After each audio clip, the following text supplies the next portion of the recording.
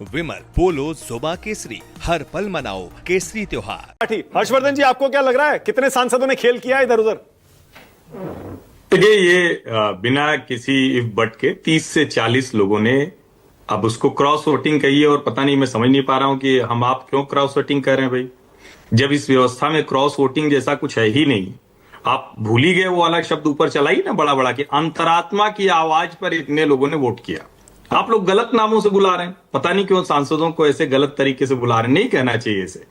दूसरा भाई, ये तय हो गया कि बैलेट पेपर पुरानी चीज हो गई, ईवीएम से ही अब उपराष्ट्रपति का भी चुनाव कराओ। ये सांसद जी लोग वोट डालना नहीं जानते, बटन रहेगी तो सीधे दबा देंगे, इनवैलिड नहीं होगा 15 वोट जो इनवैलिड हो गया है। तो दो चीजें तो ये हो गई। अब तीसरी चीज, कहा जाता है ना, मुद्दई सुस्त गवाह चुस्त। टीवी चैनल पे सब बैठ गए हैं, बहस किए पड़े हुए हैं, हम आप भी जूझ रहे हैं। हमारे राहुल भैया को कोई तनाव ही नहीं है, वो इस बीच में छुट्टी उट्टी भी मला के आ गए, और हम आप ऐसा परेशान है जैसे लग रहा है कि उपराष्ट्रपति सुदर्शन रेड्डी जी नहीं हुए तो बड़ा गड़बड़ हो गया। तो मतलब ऐसा क्यों करना भाई, मुद्दई सुस्त गवाह चुस्त क्यों करना?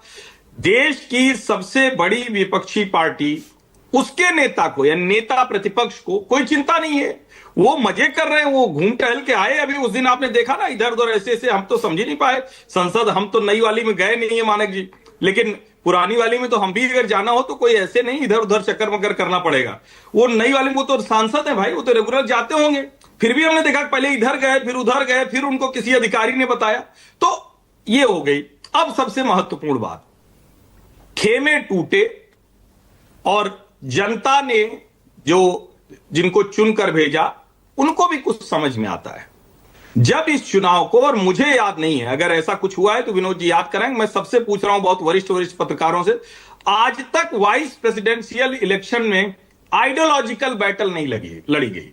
ये माने कि मैं इसको कह रहा हूं, इसको नोट कीजिए।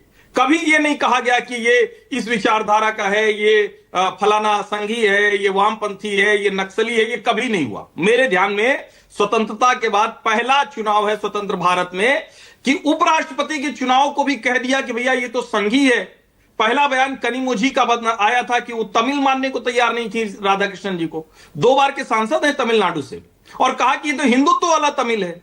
फिर उसके बाद आया सुदर्शन जी ने कहा कि नहीं, मैं तो संघ के खिलाफ हूं, तो संघ विरोधी हो गए। तो संघ विरोधी होने के नाते राहुल जी ने उनको चुन लिया। और सचमुच चिंता की बात है, क्या कांग्रेस पार्टी को एक कांग्रेसी व्यक्ति नहीं मिला जो उपराष्ट्रपति पद के लिए उम्मीदवार दावेदार हो सकता? उनको कोई ऐसा व्यक्ति खोजना पड़ा जिसको अमित शाह आरोप लगा दे गए कि सलवा जुडुम के खिलाफ निर्णय दिया, ये नक्सल समर्थक है। क्या ये होना चाहिए था? मैं तो कह रहा हूं उपराष्ट्रपति के चुनाव में होना ही क्यों चाहिए था, संघी क्यों कहना चाहिए था? संघी तो बन गया उपराष्ट्रपति।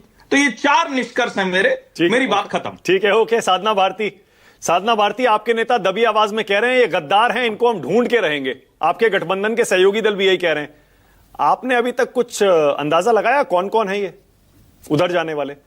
देखिए सबसे बड़ी बात इस चुनाव की ये रही है कि आप अंतर देखेंगे तो आपने खुद ही कोट किया, अभी मैं फिर से कर देती हूँ।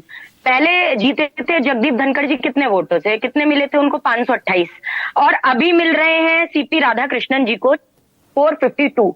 तो आप पहले अंतर देख लीजिए। अब आप इस अंतर में, पहले इनको वोट मिलता है 74.37% और अब मिल रहा है 60.10%।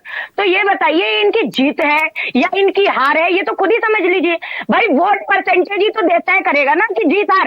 पहले से तो अब ये तो तय था बहुमत में है, तो सारे आपके जितने वरिष्ठ जितने बैठे हुए आदरणीय पत्रकार बंधु ये सब कह रहे हैं जी बहुमत में जिनकी सत्ता होती है वो तो किसी तरीके से अपने बना ही लेते हैं। और साम दाम दंड भेद, आदरणीय विनोद जी ने कहा ना, साम दाम दंड भेद, यानी समझा के, धमका के, अब कैसे करके वो क्रॉस वोटिंग वाला जो आप कह रहे हैं। और ये भी बड़ी आश्चर्य की बात है, मैं इससे सहमत हूं कि जो चुनकर प्रतिनिधित्व करते हैं संसद में वो उन्हें वोट डालना नहीं आता, वही गड़बड़ करते हैं, वो जो उनके